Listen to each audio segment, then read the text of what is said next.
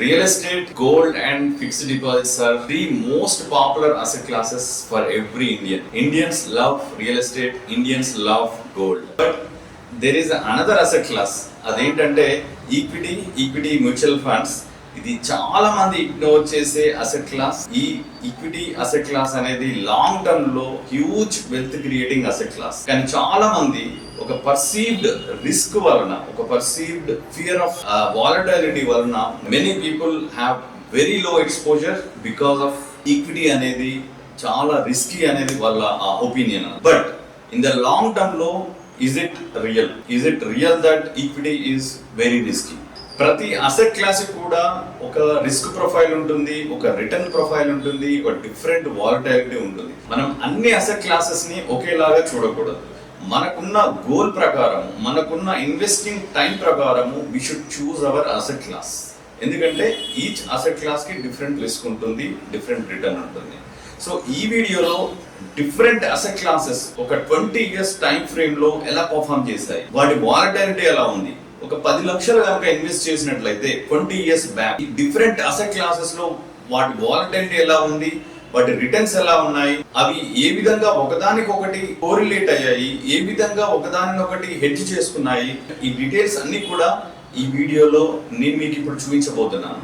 So let us see this 20 years race of equity, fixed deposits, gold and index fund.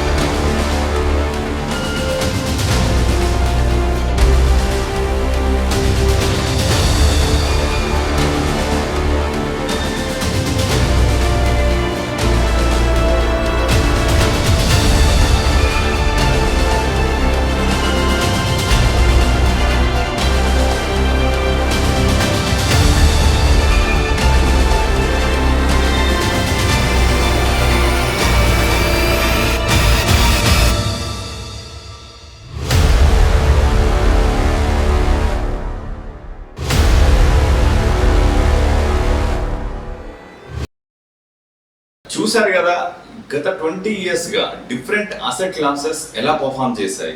FD కనుక చూసుకున్నట్లయితే 10 లక్షల investment 20 years లో మనకు 43 లక్షలు అయింది. అదే ఒక 20 years బ్యాక్ 10 లక్షలు గోల్డ్ లో ఇన్వెస్ట్ చేసినట్లయితే ఈ రోజు దాని వాల్యూ వచ్చేసి 1,22,00,000 దాదాపు. మీరు కనుక ఒక ఈక్విటీ ఇండెక్స్ ఫండ్ లో ఇన్వెస్ట్ చేసినట్లయితే, ఒక నిఫ్టీ 50 లాంటి ఒక లార్జ్ క్యాప్ ఇండెక్స్ ఫండ్ లో కనుక ఇన్వెస్ట్ చేసినట్లయితే మీకు 20 years లో more or less very similar return 1,20,00,000 పైన. కానీ ఈ గోల్డ్ ఈక్విటీ అనేది డిఫరెంట్ టైం ఫ్రేమ్ లో డిఫరెంట్ రిటర్న్స్ జనరేట్ చేశాయి. సో ఈక్విటీ మార్కెట్ డౌన్ అయినప్పుడు గోల్డ్ ప్రైజెస్ చాలా సార్లు పెరుగున్నాయి. మీరు కనుక గమనించినట్లయితే 2009 లో కానీ, 2011 లో కానీ, 2020 లో కానీ, whenever there is a correction in equity, whenever there is an increase in interest rate or crisis, gold prices పెరుగుతూ ఉంటాయి. సో మీరు ప్యూర్ డైవర్సిఫైడ్ ఈక్విటీ ఫండ్ కనుక తీసుకున్నట్లయితే, ఒక ఎగ్జాంపుల్ గా హెచ్డిఎఫ్సి ఫ్లెక్సీ క్యాప్ ఫండ్ కనుక తీసుకున్నట్లయితే అదే 10 లక్షల రూపాయలు ఈ రోజు దాని వాల్యూ వచ్చేసి 3.1 crore. ఒక 10 lakh ఇన్వెస్ట్మెంట్ ఈ రోజు మనకి 3.1 crore అయింది. సో కానీ దాని వాలటిలిటీ మీరు చూసినట్లయితే చాలా ఎక్కువగా ఉంది. 2008 లో చాలా సడన్ గా డ్రాప్ అయింది, 2020 లో చాలా ఫాస్ట్ గా కరెక్షన్ అయింది. కంపేర్ టు మన ఎఫ్డి లో there is no volatility at all, but returns are very very minuscule. So అలాగే మీరు ఒక multi asset fund, ICICI prudential multi asset fund ఒక ఎగ్జాంపుల్ కనుక తీసుకున్నట్లయితే మన రిటర్న్స్ అనేవి ఒక ప్యూర్ ఈక్విటీ మ్యూచువల్ ఫండ్ కంటే కూడా బెటర్ గా ఉన్నాయి. ఎందుకంటే ఒక మల్టీ అసెట్ ఫండ్ లో మనకు అన్ని అసెట్స్ కలిసి ఉంటాయి. డెట్ పోర్షన్ ఉంటుంది, అంటే బేసికల్ గా కార్పొరేట్ బాండ్స్ కావచ్చు, గవర్నమెంట్ బాండ్స్ కావచ్చు, అలాగే మెజారిటీ ఈక్విటీ పోర్షన్ ఉంటుంది, అలాగే గోల్డ్ ఉంటుంది, సిల్వర్ ఉంటుంది. ఇలా డిఫరెంట్ అసెట్ క్లాసెస్ అన్ని కలిపి ఒక డైవర్సిఫైడ్ పోర్ట్ఫోలియో క్రియేట్ చేయడం వల్ల ఏమవుతుందంటే ప్యూర్ ఈక్విటీ ఫండ్ కంటే కూడా వాలటిలిటీ అనేది చాలా తక్కువగా ఉంటుంది. 2020లో హెచ్డిఎఫ్సి ఫ్లెక్సీ క్యాప్ కంటే కూడా multi asset fund, ICICI multi asset fund చాలా తక్కువ కరెక్ట్ అయింది. మీరు గ్రాఫ్ లో దీన్ని అబ్జర్వ్ చేయొచ్చు. మీరు కనుక మీ గోల్ ప్రకారం, మీకున్న ఇన్వెస్టింగ్ టైం ఫ్రేమ్ ప్రకారం ఒక కరెక్ట్ అసెట్ క్లాస్ ని సెలెక్ట్ చేసుకొని ఒక డైవర్సిఫైడ్ పోర్ట్ఫోలియో కనుక క్రియేట్ చేసుకున్నట్లయితే you can reach your goal without any much volatility at the end of the goal. So me goal long term అయినప్పుడు, ఫర్ ఎగ్జాంపుల్ మీ గోల్ ఒక 20 years తర్వాత ఉంది, example retirement కావచ్చు. ప్రతి ఒక్కరికి కూడా రిటైర్మెంట్ అనేది ఒక గోల్. సో మీ గోల్ ఒక 20 years తర్వాత ఉందనుకున్నప్పుడు మీరు మీ ఇన్కమ్ ని ఏదైతే మీరు ఎర్న్ చేస్తున్నారో దాన్ని ఫిక్స్డ్ డిపాజిట్ లో ఇన్వెస్ట్ చేయాలా, ఈక్విటీ మ్యూచువల్ ఫండ్ లో ఇన్వెస్ట్ చేయాలా? మీరు ఈ వీడియో చూసిన తర్వాత డెఫినెట్ గా మీకు ఆన్సర్ దొరికే ఉంటుంది. సో మన గోల్ లాంగ్ టర్మ్ ఉన్నప్పుడు, ఒక 20 years అవే ఉన్నప్పుడు, మేబీ 10 years అవే ఉన్నప్పుడు we should put in equity. ఎందుకంటే equities create more wealth in the longer term. మనకు మధ్యలో అవసరం లేదు.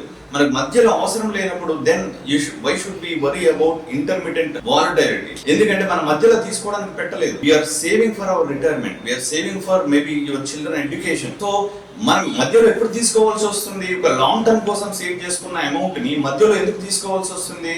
When there is a crisis.